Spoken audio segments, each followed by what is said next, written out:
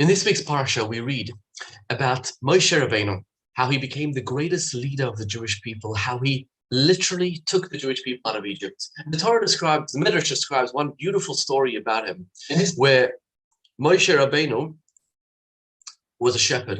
And one day he was traveling with his sheep and he sees one sheep going and running away. And Moshe was concerned for this sheep, this little sheep. So he ran after the sheep until he sees that the sheep was thirsty.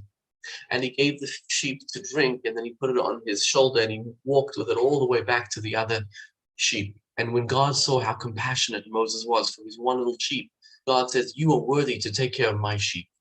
And then God appeared to Moses at the burning bush, the famous experience where Moses met God at the burning bush. But Moses wasn't convinced. In fact, he did not want to take the Jews out of Egypt. In fact, he said, "God, you could do without me. Send Aaron, send somebody else. I don't need to be the leader." What a humble man. And we read how God convinced him in a fascinating verse. Check it out, right in front of you. So for 7 days, Moses brings out all the great arguments, beautiful arguments. Like, for example, I have a speech impediment. How am I supposed to be a flowery, inspiring speaker if I don't know how to speak? If I have a speech impediment since the time I was a young boy. Moses says, what about Aaron? And one of the arguments Moses brings, God eventually tells him the following. Look at verse number 14 in front of you. It says, "Vayicharaf Hashem b'Moshe." Finally, exasperated, God became angry at Moses. Look at the English translation. The Lord's wrath was kindled against Moses. Vayicharaf means God was seriously angry at Moses. Vayomer halo Aaron achicha levi etati kitaber yidaber u'gam Aaron, your brother that you say is not going to be happy, he's going to be happy. By the way, this is the first time we find that siblings got along so beautifully, so well with each other. Right? The first set of siblings in history was none other than Cain and Hevel. Well, that didn't end very well. They tried to divide up the world's possessions together, and apparently it wasn't enough, so Cain killed Hevel. The next set of siblings were Yitzchak and Ishmael. That wasn't very good. At least they didn't kill each other. And even Ishmael, at the end of his life, actually did tshuva. It says he was at Abraham's funeral. And after that was Yaakov and Esav. Esav wanted to murder Yaakov. He didn't murder him like the first set of siblings, but it wasn't that good either. And then afterwards we find Joseph and his brothers. They wanted to kidnap him. They sold him as a slave.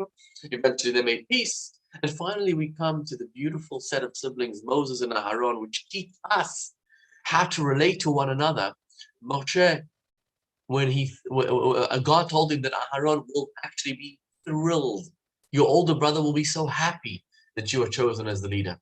But the commentaries ask, what does it mean that God was angry? What? So you become angry and then Moses agrees. He goes on to become the greatest leader. He says, "Oh God, I'm sorry for angering you. I feel terrible. Sorry, God, I didn't mean to anger you. Don't be angry. Don't be." What? A teacher, when he gets angry at a student, is that the way to inspire him? I'm angry. Maybe once upon a time it worked. Today it certainly doesn't. You can't inspire somebody by becoming angry at them. And what we read over here is, as soon as God became angry, Moses says, "Okay, fine. I'm going to become the leader. I'm going to Pharaoh. I'm no longer worried about my speech impediment." What does this even mean? What lessons should we learn from here? It was the Kotzker Rebbe who gave a beautiful answer, and he said, look carefully at the words in verse 14. It doesn't say God became angry at Moses.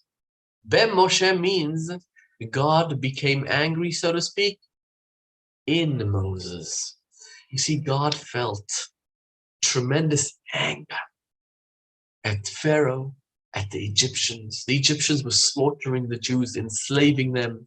There was a quota of bricks that had to be filled every single day. If the Jews didn't fill that quota, the Egyptians would take a Jewish child and put him or her instead of the brick. Pharaoh had leprosy, and his doctors told him that every morning and every night he needs to take a bath filled with the blood of Jewish children.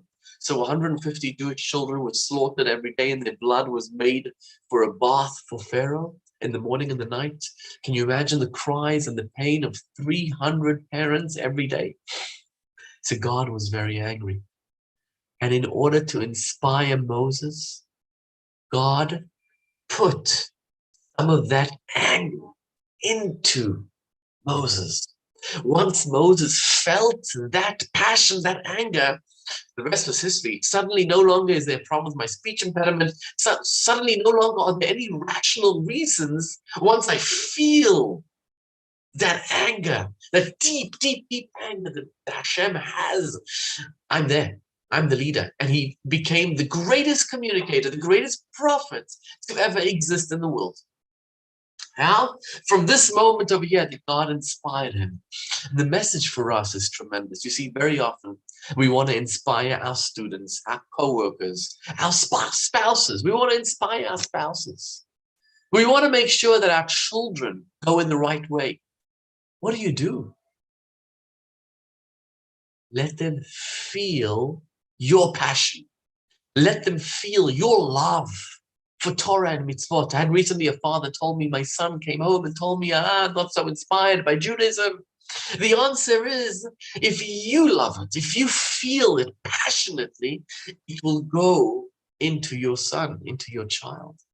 If you love Torah, if you love putting on tefillin, if you love going to shul, if you love giving charity, your children, your workers, your co-workers, your boss, everybody will be infected by this beautiful passion, by this gorgeous energy. This is the message that God teaches us here. You want to inspire somebody? Feel the passion, feel the love, feel it yourself, and it will automatically generate into another person. You want other people to love Jews unconditionally? You love them unconditionally. You want people to keep kosher? You do it. You feel it, and it will lead on. May God bless us that we all be able to inspire everybody with our infectious smiles and laughter and happiness. As it says, serve God with joy and passion every single day. L'chaim v'livrach.